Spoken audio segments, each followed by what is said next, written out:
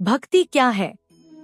भक्ति केवल मंदिर जाने, पूजा करने या घंटी बजाने का नाम नहीं है। भक्ति वह भाव है जो हमारे हृदय के भीतर जन्म लेता है। भक्ति वह प्रेम है जिसमें कोई स्वार्थ नहीं होता। जब हम भगवान को केवल इसलिए याद करें क्योंकि हम उनसे प्रेम करते हैं, न कि इसलिए कि हमें उनसे कुछ चाहिए, वहीं से भक्ति का वास्तविक आरंभ होता है। यह संसार बहुत विशाल है।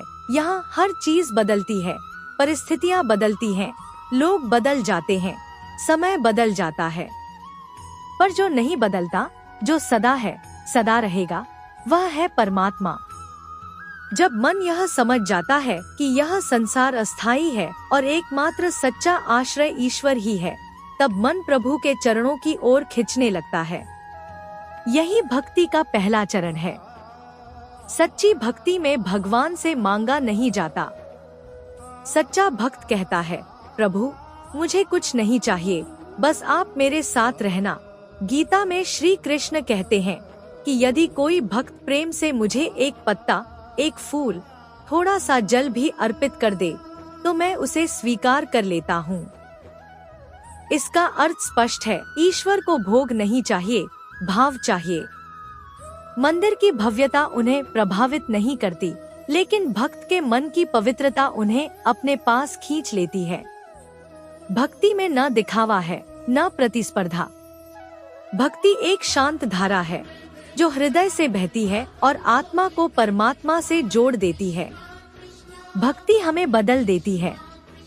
भक्ति से मन शांत होता है, हमारा स्वभाव सरल होता है, क्रोध और ईर्ष्या धीरे धीरे समाप्त हो जाते हैं, जीवन में मिठास आ जाती है। भक्त के चेहरे पर एक अलग ही तेज देखने को मिलता है। उसकी वाणी में विनम्रता और व्यवहार में प्रेम होता है। लोग उसके पास सिर्फ इसलिए बैठना पसंद करते हैं क्योंकि उसके आसपास एक शांत ऊर्जा होती है।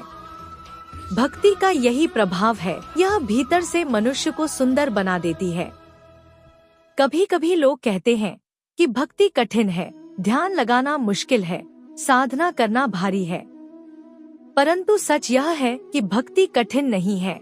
कठिन है हमारा अहंकार छोड़ना। जब तक मैं रहेगा, तब तक भक्ति नहीं आ सकती। भक्ति तब आती है जब हम कहते हैं, प्रभु मैं कुछ भी नहीं, सब आप ही हैं। जो व्यक्ति अपने अहंकार को भगवान के चरणों में रख देता है, उस व्यक्ति को भक्ति का मार्ग स्वयं ही सरल हो जाता है। जब हम थक जाते हैं, टूट जाते हैं, संघर्षों से परेशान हो जाते हैं और रोकर कहते हैं, अब मैं नहीं, अब आप, ठीक वहीं से ईश्वर हमारे जीवन को संभालना शुरू कर देते हैं। एक छोटी सी कथा है। एक व्यक्ति ने संत से पूछा, मुझे भगवान क्यों नहीं दिखते?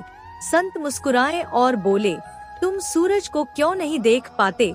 वह बोला, सूरज की रोशनी बहुत तेज है, मेरी आंखें चुभ जाती हैं। संत बोले, ठीक उसी प्रकार ईश्वर हर जगह है, पर तुम्हारे भीतर अहंकार की धूल है जो देखने नहीं देती। पहले उस धूल को साफ करो, भगवान स्वयं दिख जाएंगे। बात गहरी है, हमें भगवान से पहले अपने मन को साफ करना होगा। भक्ति का अभ्यास कठिन नहीं है। यह जीवन को जटिल नहीं, सरल बनाती है। सुबह शाम प्रभु के नाम का स्मरण करें।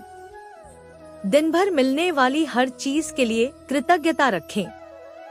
मन में विनम्रता रखें और बस 5 से 10 मिनट स्वयं को शांत बैठने दें। इतना ही काफी है। भक्ति किसी विशेष नियमों से नहीं, सच्चे प्रेम से होती है। भक्ति का सबसे सुंदर पक्ष यह है कि भक्त कभी अकेला नहीं होता।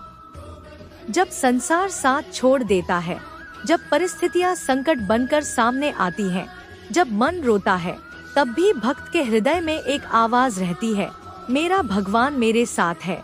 यही विश्वास जीवन को दिव्यता से भर देता है। भक्ति कोई मंजिल नहीं है, भक्ति एक यात्रा है। इस यात्रा में न जल्दबाजी होती है, न ठहराव। यह दिल से शुरू होती है और प्रभु में समाप्त हो जाती है। जब हृदय पूरी तरह प्रेम से भर जाता है, तो मन को यह अनुभव होता है कि भगवान कभी दूर थे ही नहीं, हम ही उनसे दूर हो गए थे। भक्ति हमें वापस उसी प्रेम में लौटा देती है।